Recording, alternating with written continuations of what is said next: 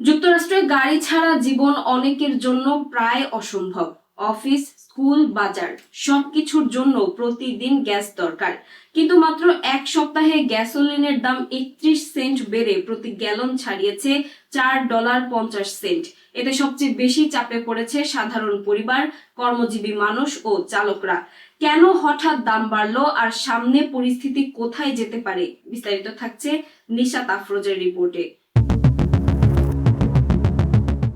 যুক্তরাষ্ট্র জুড়ে গ্যাস স্টেশনে এখন চালকদের একটাই প্রশ্ন, দাম আর কত বাড়বে?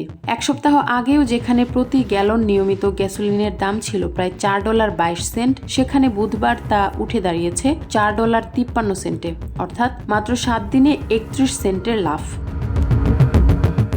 বিশেষজ্ঞদের মতে আন্তর্জাতিক তেলের বাজারে অস্থিরতা, সরবরাহ ঝুঁকি এবং ইরানকে ঘিরে ভূ রাজনৈতিক উত্তেজনা সব মিলিয়ে এই দাম বাড়ার পেছনে বড় ভূমিকা রাখছে।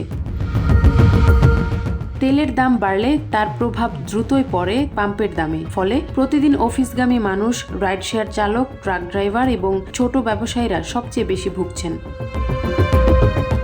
বিভিন্ন অঙ্গরাজ্যে দামের পার্থক্য বড়। ক্যালিফোর্নিয়া সহ কিছু পশ্চিমাঞ্চলীয় রাজ্যে দাম জাতীয় গড়ের চেয়েও বেশি, আর কয়েকটি রাজ্যে এখনও তুলনামূলক কম। তবে বাজারের বর্তমান অস্থিরতা অব্যাহত থাকলে সামনে আরও চাপ তৈরি হতে পারে বলে সতর্ক করেছেন বিশ্লেষকরা। এখন অনেক পরিবার খরচ কমাতে কম দূরত্বে গাড়ি ব্যবহার, কারপুলিং এবং পাবলিক ট্রান্সপোর্টের দিকে ঝুঁকছে। জ্বালানির এই ঊর্ধ্বগতি শুধু গাড়ির ট্যাঙ্কে নয়, খাদ্য, পণ্য পরিবহন এবং দৈনন্দিন জীবনযাত্রার খরচেও নতুন চাপ তৈরি করতে পারে। নিশাত আফরোজ, আমেরিকা বাংলা।